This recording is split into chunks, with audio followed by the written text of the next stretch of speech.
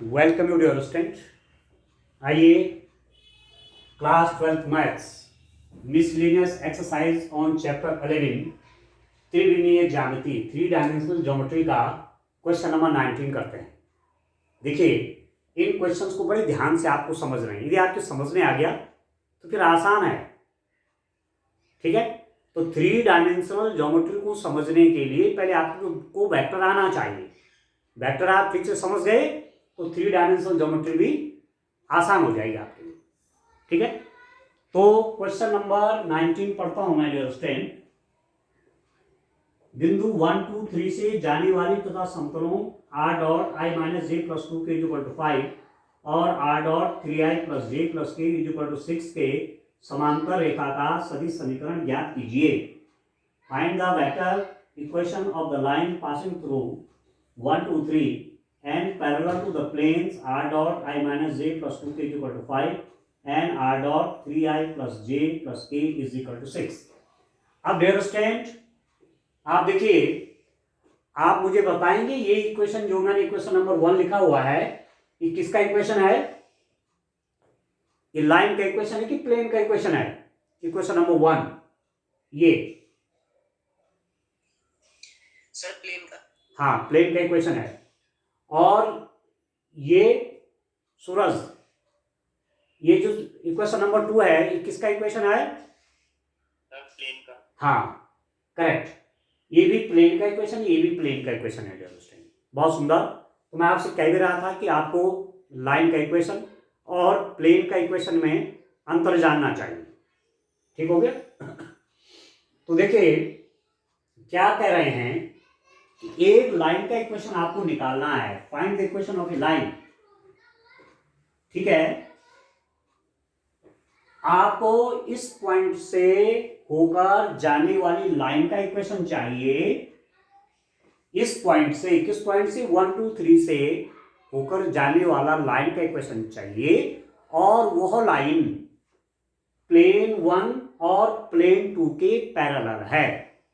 उस रेखा का समीकरण ज्ञात कीजिए जो कि 1 2 3 से होकर जाती है तथा समतल 1 और 2 के समांतर है। Find the equation of a line which passes through this point 1 2 3 and is parallel to the plane 1 and plane 2। ये है। ठीक हो गया? अब आप देखिए, मैं माना क्या मान लेता हूं, ये प्लेन की इक्वेशन वेक्टर फॉर्म में, तो लाइन की इक्वेशन भी वेक्टर फॉर्म में ही निकालता हूं। ठीक है, और लाइन की इक्वेशन वेक्टर फॉर्म में आप कैसे निकालते हैं या कैसे लिखते हैं? r is equal to A plus lambda b के रूप में रखते हैं, जहां a क्या होता है?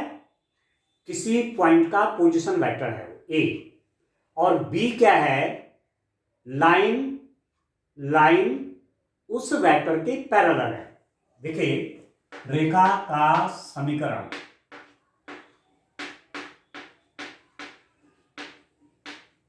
Equation of A line,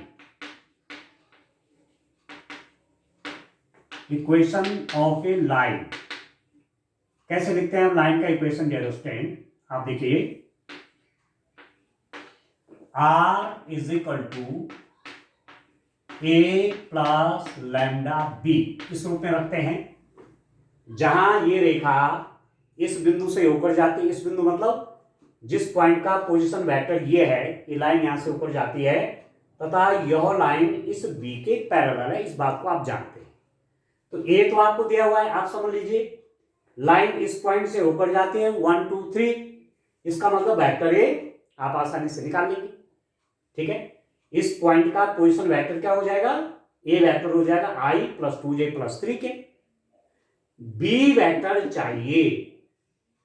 B vector के लिए आपको कंडीशन दी हुई है कि ये लाइन इस प्लेन और इस प्लेन के पैरेलल है। ठीक है, अब आप देखिए, बिंदु 1 2 3 का स्थिति सदिश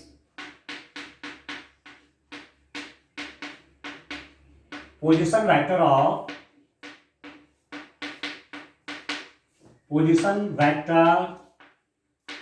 of point position vector of .123 जो है उसका पोजिशन वेक्टर आप कैसे निकालेंगे, उसको मैं ए से दिखा रहा हूं। तो आप जानते हैं i into 1 i plus 2 into J 2j plus 3 into के 3k। ये हो गया उसके जिस पॉइंट से वो लाइन जा रही है उस पॉइंट का पोजीशन वेक्टर ये हो गया i plus 2j plus 3k। इस बात को आप जानते हैं, ठीक है। माना मैं इसको 3 मान लेता हूं। माना रेखा 3 सदिश बी को लिख देता हूं मैं क्या, ai plus bj plus ck के समांतर है।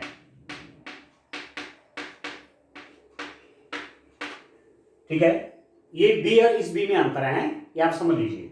इस बी और इस बी में अंतर है। माना रेखा ये जो 3 है, कौन सी वाली, ये लाइन जो r equal to A plus lambda b, मैंने वेक्टर इक्वेशन लाइन की लिखी, ये लाइन माना इस वेक्टर बी के पैरेलल है, A I plus BJ plus C के। मैंने बी को ऐसे दिखाया है, लेट द लाइन 3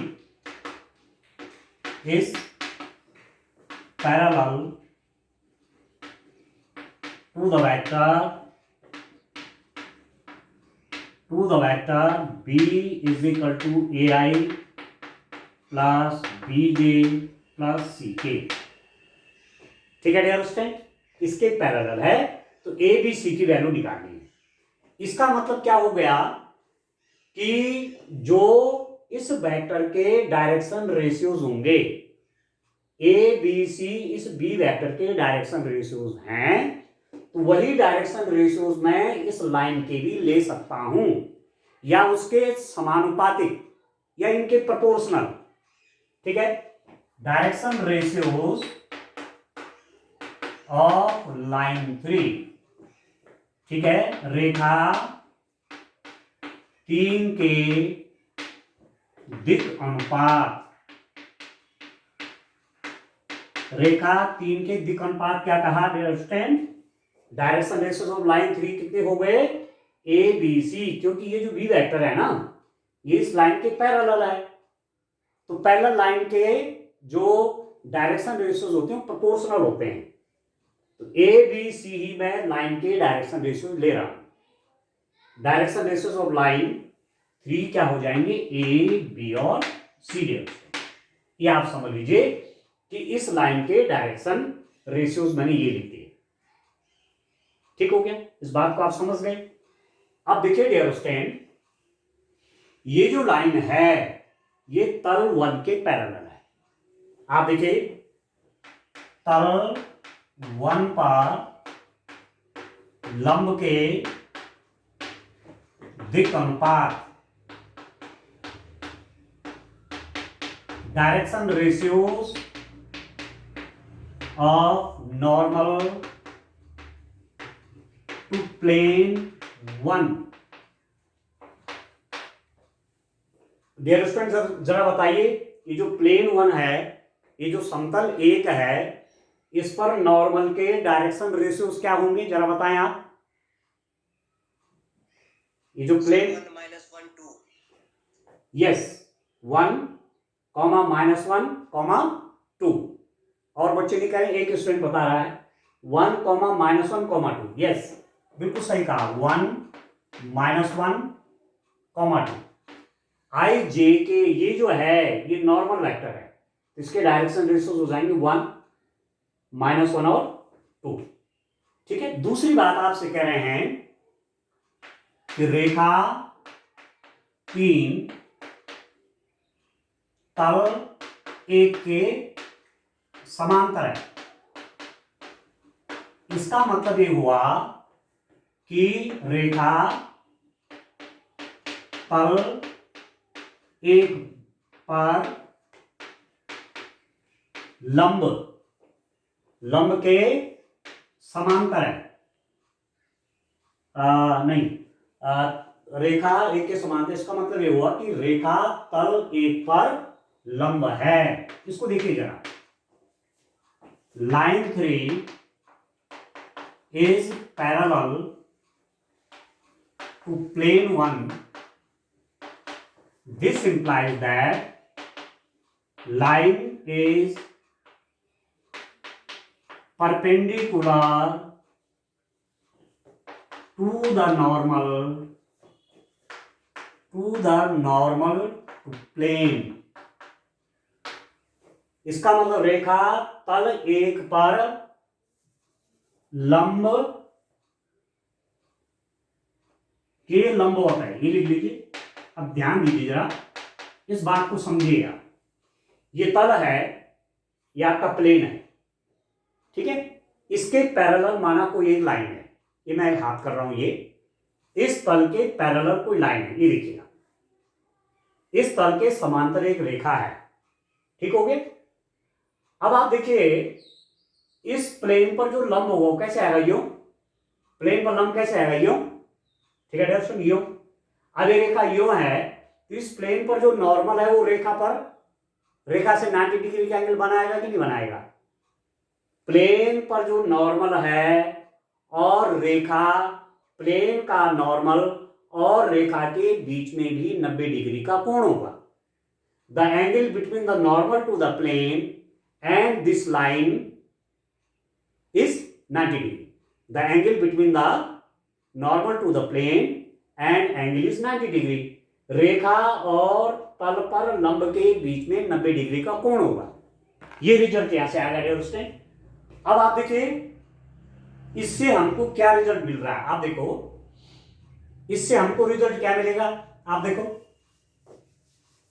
इससे एक रिजल्ट आपको मिलेगा कि जो इस प्लेन पर नॉर्मल है उसके डायरेक्शन रेशियोज क्या ले रखे हैं आपने, 1 -1 2, और लाइन के डायरेक्शन रेशियोज क्या है, ए बी सी। लाइन के डायरेक्शन रेशियोज है ए बी सी, और प्लेन पर जो नॉर्मल है उसके डायरेक्शन रेशियोज है 1 -1 2, और ये दोनों आपस में परपेंडिकुलर हैं, ठीक है। और हमने आपसे कहा था कि यदि एक लाइन के direction ratios A1 B1 C1 हो और दूसरी लाइन के direction ratios A2 B2 C2 हो, ये दोनों परस्पर लंबवत होंगे कब, जब होगा A1 A2 plus B1 B2 plus C1 C2 बराबर 0। ये कंडीशन होती है। तो रेखा के दिक् अनुपात ये हैं ABC, और उस पर जो लंबवत है, लंबवत कोई रेखा जो नॉर्मल है प्लेन पर, उसके डायरेक्शन रेशियोज है ये। तो इनका मल्टीप्लाई 1 के बराबर, सॉरी 0 के बराबर होगा कि नहीं होगा। A1 A2, तो आप लिख लीजिए A -1 का मल्टीप्लाई B के साथ -B प्लस इस 2 का मल्टीप्लाई इस C के साथ, ही हो गया 2C = 0। इसको लिख लीजिए इक्वेशन नंबर 4। एक कंडीशन आ गई, ठीक है। अब दूसरी बात मैं यहीं पर लिख देता हूं,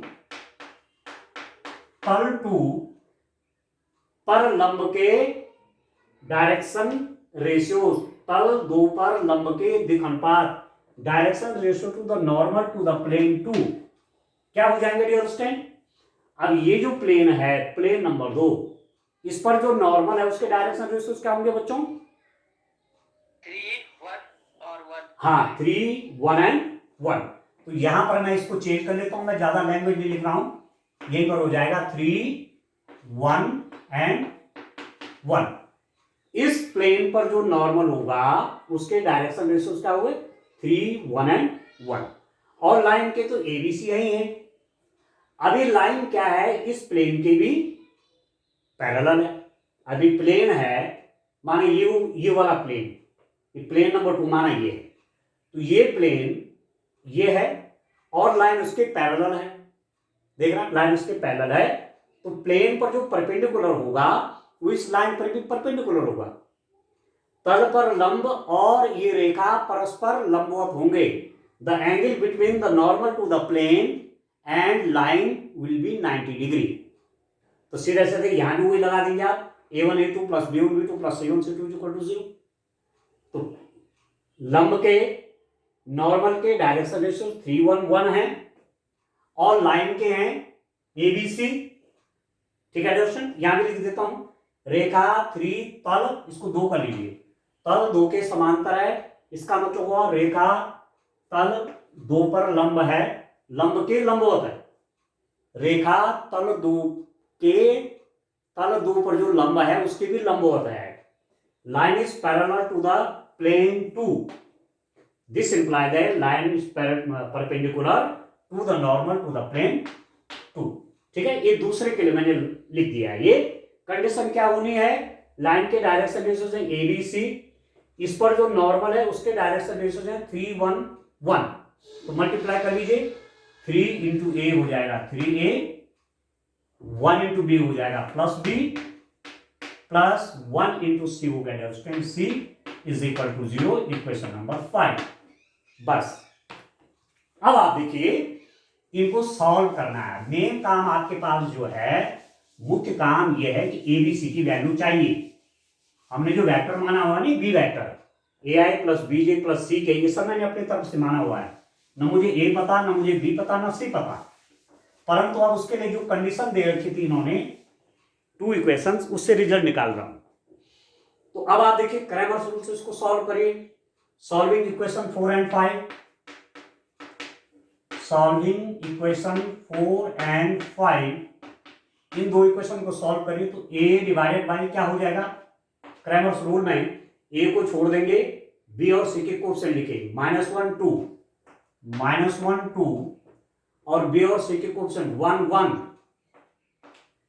is equal to b divided by, b को ढक दीजिए 2, मतलब c का कोएफिशिएंट और a का कोएफिशिएंट, तो 2 1 और 1 3, और c डिवाइडेड बाई, c को ढक दीजिए तो a और b के कोएफिशिएंट 1 -1 1 -1 और 3 1, इसको रख लीजिए आपके।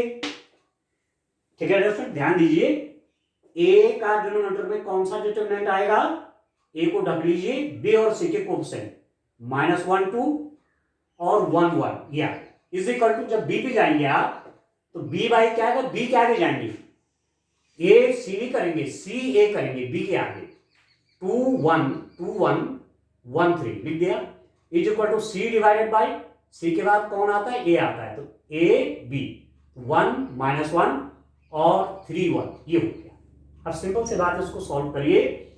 a डिवाइडेड बाई कितना हो गया डियर स्टूडेंट, -1 और -2, ये हो गया -3, है ना, समझ गए, -1 और -2 हो गया -3, is equal to b divided by 3 2 जा 6 और -1 ये हो गया 5, is equal to c over 1 plus 3 4 is equal to k।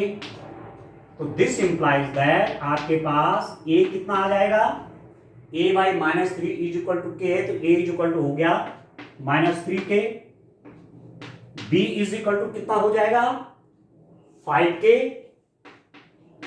और c इज इक्वल टू हो जाएगा रेजिस्टेंस 4k। ठीक है, c by 4 is equal to k, तो c इज इक्वल टू 4k, b by 5 is equal to k, तो b is equal to 5k, और a by -3 is equal to k, तो a is equal to -3k। ठीक हो गया। अब आप देखिए a b c जो लाइन के डायरेक्शन रेशियोज आए वो आ गए -3k 5k और 4k। ठीक है डियर स्टूडेंट, अब आपने क्या करना है, ये लाइन के डायरेक्शन रेशियोज हो गए, आप k की वैल्यू कुछ भी रख सकते हैं, 1 2 3 4 5 6 7, तो मैंने किसी टाइम पर जो इनमें कॉमन है के वो सब हटा दिया, तो a की वैल्यू -3, b की वैल्यू 5 और c की वैल्यू कितनी होगी 4, क्योंकि ये जो कॉमन चीज है ना, ये कॉमन है ना सब में, तो आप इसको हटा सकते हैं किसी टाइम पर, या इनको 1 1 वैल्यू दे सकते हैं, k इक्वल टू 1 रख सकते हैं, वो भी लाइन के डायरेक्शन रेशियोज होंगे। k इक्वल टू 2 कर दिया तो डबल कर लो, -6 10 और 8 भी लाइन के डायरेक्शन रेशियोज होंगे। k इक्वल टू 3 किया तो लाइन के डायरेक्शन रेशियो निकलेंगे, क्योंकि ये बात आपने पढ़ी है कि किसी लाइन के पैरेलल, ठीक है, अनंत डायरेक्शन रेशियोज की लाइनें हो सकती हैं। तो सीधी सीधी बात मेरा कहने का यहां पर यह है कि जो वेक्टर b निकल रहा है आपके पास, वेक्टर बी को आप क्या लिख सकते हैं? ठीक है, वेक्टर बी आपके पास हो गया। अब बी वेक्टर हो गया डियर स्टूडेंट। बी वेक्टर को क्या लिखा था हमने? ए I plus B J plus C के था। ए I plus B J plus C के। तो बी वेक्टर आपके पास हो गया, ए कितना है -3 के, बी आपका 5 के, सी आपका 4 के। जो कॉमन है उसको हटा दीजिए। क्यों? यदि किसी लाइन के डायरेक्शन रेशियो 12, 24, 36 हो, किसी रेखा के दिक् अनुपात ये हो, तो उस रेखा के दिक् अनुपात और कौन हो सकते हैं? 12 से सब में भाग कर लीजिए, 1, 2 और 3। ये भी उस रेखा के डायरेक्शन रेशियोज होंगे। जो कॉमन है उसको आप हटा सकते हैं। तो बी हो जाएगा ए -3, मैंने के हटा दिया, प्लस बी जे, B5 के हटा दिया, 5J या के की वैल्यू 1 कर दी, यानी के की वैल्यू 1, यानी के की वैल्यू 2, यानी के की वैल्यू 1, प्लस सी की जगह 4 कर दीजिए, 4K। तो ये जो लाइन आपकी है, ये लाइन 3, ये किस वेक्टर के पैरेलल है? इस वेक्टर के पैरेलल। ठीक हो गया। और हमने क्या निकाला था? ए की वैल्यू क्या थी? ए की वैल्यू आपने क्या निकाली थी? ए निकाला था आपने I plus 2J plus 3K। इस पॉइंट का position vector I plus 2J plus 3K। तो अब आप लिख देंगे रेखा का समीकरण, equation of line, equation of line. तो लाइन का इक्वेशन हो जाएगा R इज इक्वल टू ए मतलब ये। ठीक है, इस पॉइंट से ऊपर जा रहा है तो इस पॉइंट का position vector I plus 2J plus 3K। तो ए की जगह हो जाएगा I plus 2J plus 3K plus lambda times of B निकला हुआ है स्टैंड, इसको लिख लीजिए आप -3I plus 5J plus 4K। ये लाइन का इक्वेशन आ गया आपके पास। ये है उस लाइन का equation, R is equal to I plus 2J plus 3K plus lambda times of -3I plus 5J plus 4K। ठीक है। अब ये क्वेश्चन आपका कितना बढ़िया क्वेश्चन है। आपको दिया हुआ है लाइन इस पॉइंट से होकर जाएगी।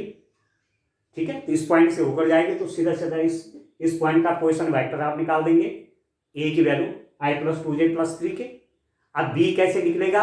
बी वेक्टर निकालने के लिए, क्योंकि R is equal to A plus lambda भी होता है ना, तो बी की वैल्यू निकालने के लिए दो कंडीशन आपको दे रखे हैं कि ये लाइन इस प्लेन की भी पैरेलल, इस प्लेन की भी पैरेलल है, और उससे आपने वेक्टर बी निकाल दिया, ए और बी की वैल्यू रख दी, तो ये आपके पास लाइन का इक्वेशन निकल गया। ठीक हो गया, इस रूप में ही करना है। चलिए नेक्स्ट क्वेश्चन देखते हैं, क्वेश्चन नंबर 20। तो मैं बहुत आराम से काम कर रहा हूं इसलिए कि आपको ठीक से समझ में आ गया क्वेश्चन। डियर स्टूडेंट, ठीक से समझ में आ गया तो ये क्वेश्चन रटे नहीं जाते, क्वेश्चन होते हैं समझ करके। पहले समझे आप, पूरे थ्योरी को समझो ठीक से कि इसके बीच में जो सिद्धांत लग रहा है, कौन सा प्रिंसिपल हम यूज कर रहे हैं, क्या लॉजिक यूज कर रहे हैं। बस यदि ठीक से उसका एक फिगर आपके दिमाग में बैठ गया तो क्वेश्चन करने में कहीं कोई दिक्कत नहीं है उसकी। अब एक क्वेश्चन देखिए और देखते हैं। नेक्स्ट क्वेश्चन पे चलता हूं, क्वेश्चन नंबर 20 पे चलता हूं। क्वेश्चन नंबर 20 आपका, इसको देखिए, बिंदु 1, 2, -4 से जाने वाली तथा दोनों रेखाओं x -8/3 is equal to y plus 19/-16 is equal to z -10/7 और x -15/3 is equal to y -29/8 is equal to z -5 divide by -5 पर लंब रेखा का समीकरण ज्ञात कीजिए। यह है question. Find the vector equation of the line passing through the point 1, 2, -4 and perpendicular to the two lines x -8/3 is equal to y plus 19/16। ठीक हो गया, is equal to z -10/7 and x -15/3 is equal to y -29/8 is equal to z -5/-5। अब line किस point से होकर जा रही है? लाइन आपके इस बिंदु से होकर जा रही है। किस बिंदु से? इस बिंदु के कोऑर्डिनेट हैं 1 2 1 2 -4। लाइन इस पॉइंट से होकर जा रही है तथा ये लाइन दो लाइन पर परपेंडिकुलर भी है। किन किन लाइनों पर? उनका इक्वेशन दिया हुआ है। x - 8/3 is equal to y + 19/-16 is equal to z - 10/7। ये लाइन 1 का इक्वेशन है। और दूसरी लाइन का इक्वेशन है x - 15/3 is equal to y - 29/8 sir video में दिख रही है बच्चों। किसी को नहीं दिख रही है? किसी को नहीं दिख रही क्या? दिख रही है ना? हाँ बेटा, आपके यहाँ इंटरनेट की प्रॉब्लम होगी, नेट कनेक्टिविटी की प्रॉब्लम बेटा आपके यहाँ आ जाएगा अभी। x - 8/3 is equal to y + 19/-16 is equal to z - 10/7 and x - 15/3 y - 29/8 z - 5/-5 और पॉइंट है आपका 1 2 -4। आप क्वेश्चन को ठीक से समझें। एक लाइन इस पॉइंट से होकर जाती है और वो लाइन इस लाइन पर भी परपेंडिकुलर है, इस लाइन पर भी परपेंडिकुलर है। इसको मैंने लिख दिया equation number 2। We have to find equation of a line which passes through the point 1 2 -4 and is perpendicular to this line and this line। हमें उस रेखा का समीकरण चाहिए जो कि इस बिंदु से होकर जाती है तथा इस रेखा पर भी लंब होता है, इस रेखा पर भी लंब होता है। ठीक है। अब आप स्टूडेंट मानते हैं, माना बिंदु 1 2 -4 से होकर जाने वाली रेखा तथा रेखाओं 1 व 2 पर लंब रेखा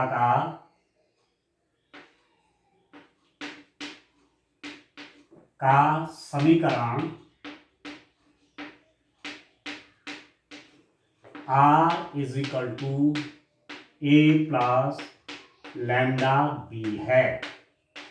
ठीक है। Let the equation of A line which passes through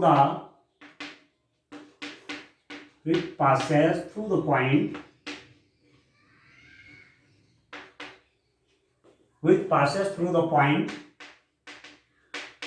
1 2 -4 and is perpendicular to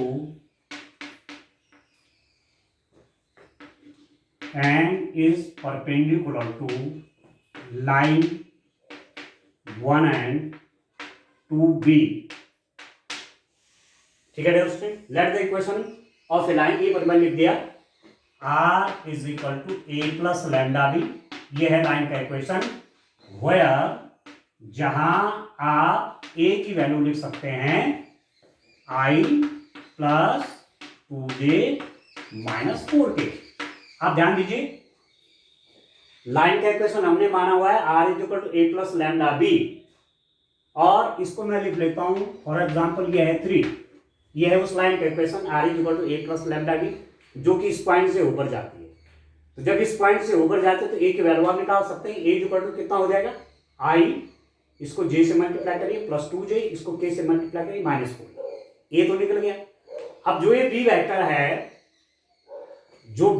है, b को भी लिख लीजिए। b को लिख देता हूं मैं ai + bj + c। ये b और ये b अलग है, ये और ये a अलग है। ठीक है, इसमें आप कंफ्यूज मत करना। अब आप देखिए इस लाइन में जो लाइन का इक्वेशन है R is equal to A plus lambda B, A तो मालूम हो गया पर बी पता नहीं है दोस्तों। जो बी मैंने क्या माना हुआ है, A I plus B G plus C K. ये जो लाइन है R is equal to A plus lambda B, थोड़ा इसको देखिए, इसको समझिए, ये क्या है। This line passes through this point whose position vector is this and parallel to the vector b। ये वो रेखा है जो इस बिंदु से होकर जाती है, जिसका स्थिति सदिश ये है और इस सदिश b के समांतर है, आप जानते हैं, ठीक है। तो b वेक्टर चाहिए, b निकल गया, ये तो मालूम है, b निकल गया तो हमारा काम बन गया। अब कंडीशन आपके पास क्या है स्टैंड, रेखा के, देखिए अब रेखा 3 के दिक्अनुपात, ठीक है, क्या क्या है, ए बी सी, ठीक है। Direction ratios of this line, मैंने इस वेक्टर बी को मान दिया ए बी सी। आप ये भी लिख सकते हैं ए के, बी के, सी के। तो इस वेक्टर के पैरेलल है तो ए बी सी भी आप लिख सकते हैं, जहां कि आपने 1 मान लिया। तो रेखा जो थर्ड है जिसकी इक्वेशन आपको चाहिए, उसके डायरेक्शन रेशियोज ये हैं, डियार्स ऑफ लाइन 3, एक बात। और दूसरी बात है कि डियार्स ऑफ लाइन 1, रेखा 1 के दिक्अनुपात। बताए तो अंडरस्टैंड, ये लाइन का इक्वेशन है कार्टेशियन फॉर्म में, इस लाइन के डायरेक्शन रेशियोज क्या होंगे, सर 3 minus 16 और 7। यस, 3 minus 16 और 7, वेरी नाइस, 3 minus 16 और 7, ये ध्यान दीजिए। इस लाइन के डायरेक्शन रेशियोज हैं 3 minus 16 और 7। अब आप देख रहे होंगे रेखा 1 व 3 परस्पर लंबवत हैं, आप देखिए ध्यान से। लाइन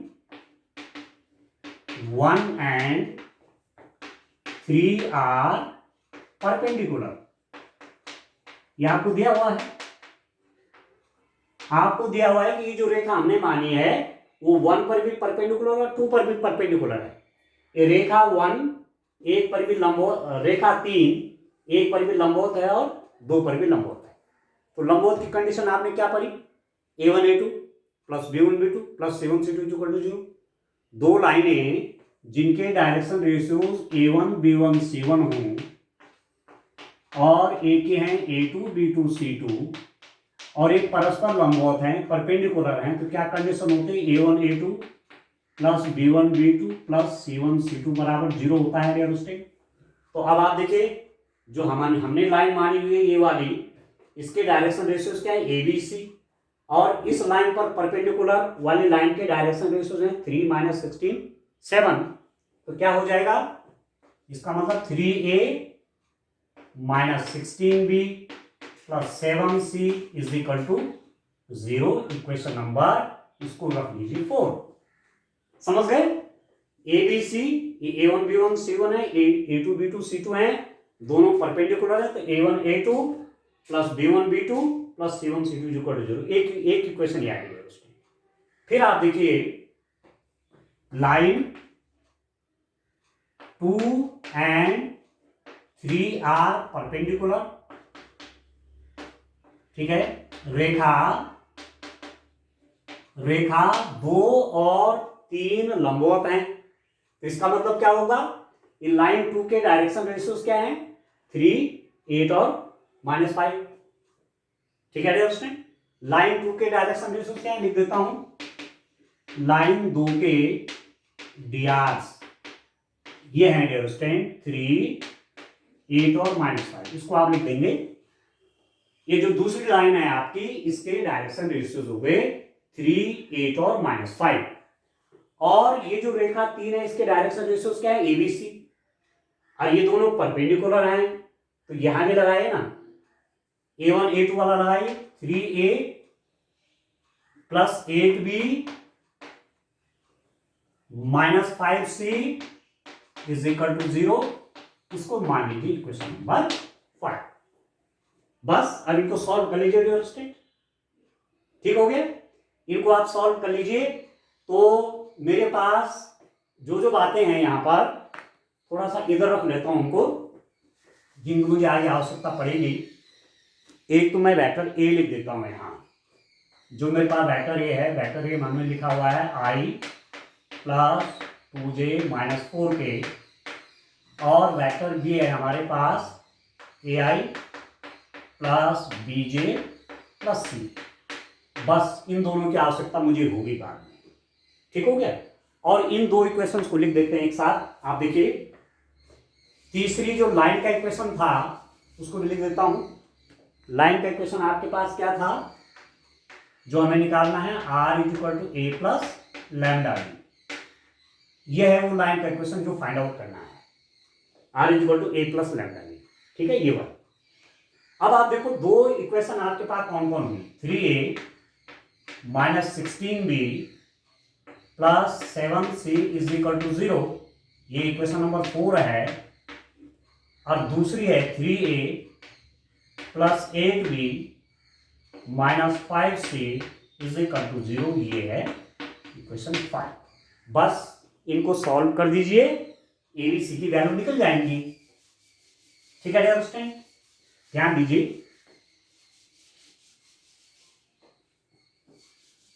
तो कंडीशन कितना बढ़िया दे रखी, किसी लाइन का इक्वेशन चाहिए जो कि इन दोनों लाइन पर परपेंडिकुलर है, तो वहां उस लाइन के डायरेक्शन रेशियो निकालिए। अब आप देखिए क्या लिखा, 3a minus 16b plus 7c equal to 0, 3a plus 8b minus 5c equal to 0। Solve करिए क्रैमर्स रूल से, a over divided by, a को छोड़ दीजिए, b और c के कोएफिशिएंट लिखिए, माइनस 16 और 7, माइनस 16 7 और 8 और minus 5, 8 minus 5 is equal to b over, अब b के बाद c आता तो c का कोएफिशिएंट पहले लिखो, c और a के 7 3, ये ध्यान रखना इसमें जरा, माइनस 5 3 और c डिवाइडेड बाई, c के कोएफिशिएंट हो जाएंगे a और b के, 3 माइनस 16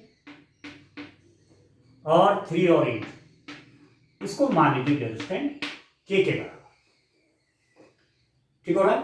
माइनस 16 7, 8 और minus 5 is equal to b divided by 7 और 3 माइनस 5 और 3 is equal to c over 3 minus 16 3 और 8। अब निकाल लीजिए, कैलकुलेट करिए, a डिवाइडेड बाई 16 5 जा माइनस माइनस प्लस हो जाएगा 80 माइनस 8 7 56, b डिवाइडेड बाई 7 21 और प्लस 15 हो गया is equal to c over 8 24 plus 48 is equal to k। ये डिटरमिनेंट है, इसके मल्टीप्लाई नेगेटिव करके, तो a ओवर ये कितना हो जाएगा 4 2 24 आ गए, ठीक है। b ओवर ये आ गया 36, c ओवर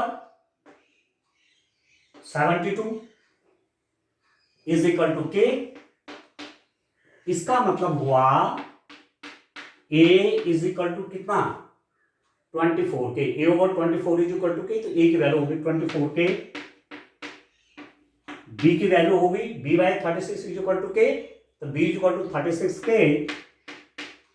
और c कितना हो जाएगा, c by 72 is equal to k है, तो c इज इक्वल टू हो जाएगा 72k, ठीक है। a b c की वैल्यू आ गई, या तो सेम रखो या क्या करो कांस्टेंट हटा दो, ठीक है। आप ऐसा भी कर सकते हैं कि यहां ABC की वैल्यू और ABC की वैल्यू यहां 12k से यहां डिवाइड करिए, 12k से यहां डिवाइड करिए, 12k से यहां डिवाइड करिए, कॉमन इसमें 12k यहां भी है, यहां भी है, तो आप ऐसा लिख सकते हैं कि रेखा 3 के become path drs of line 3 r, ये जो रेखा 3 थी जिसमें b दिया हुआ है यहां, ये लाइन 3B के पैरेलल है। इस लाइन के डायरेक्शन रेशियोज क्या क्या हो गए, मैं कह रहा हूं जो ABC है जो कॉमन है उसको हटा दीजिए।